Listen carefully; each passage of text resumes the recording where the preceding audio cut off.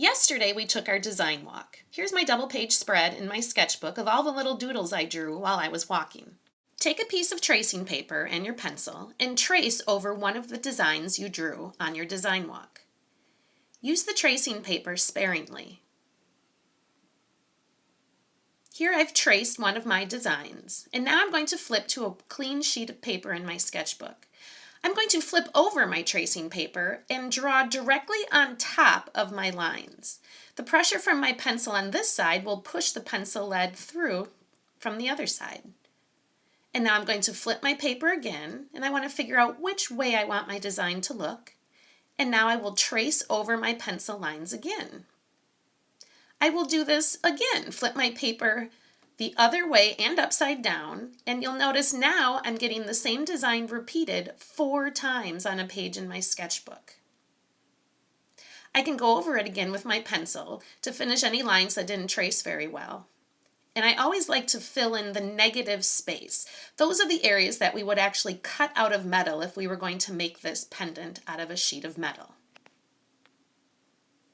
I'm also adding value, shading, around the outside of my pendant design so it really pops off the page. Let's try another one. You'll notice I'm tracing another shape. This time there's no negative space on the inside, no shapes on the inside. I'm going to take this and flip it over and trace on the back of the tracing paper. Flip it back again and trace it 4 times.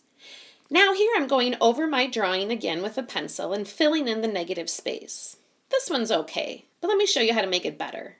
Take your original shape and draw around it. So now the original shape has created a negative space on the inside, somewhere you could cut a hole into.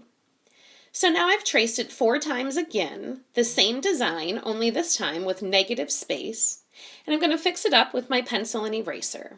And here I am filling in the negative space. Take a look at the 2 design options. Which do you like better?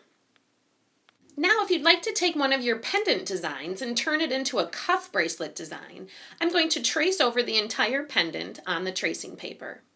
And now I'm going to flip it over and trace over the pencil line so it transfers through to my page.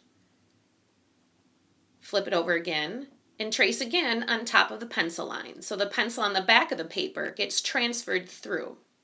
I'm going to trace it a 3rd time here for this specific one to make it long enough for a cuff bracelet. And here I'm erasing parts that were overlapped. And instead of using my pencil this time, I thought I'd try a highlighter. I really like to fill in the negative space. It really helps make the design pop. So now you can see this great cuff bracelet design that was created by just tracing a pendant design 3 times next to each other. I love it.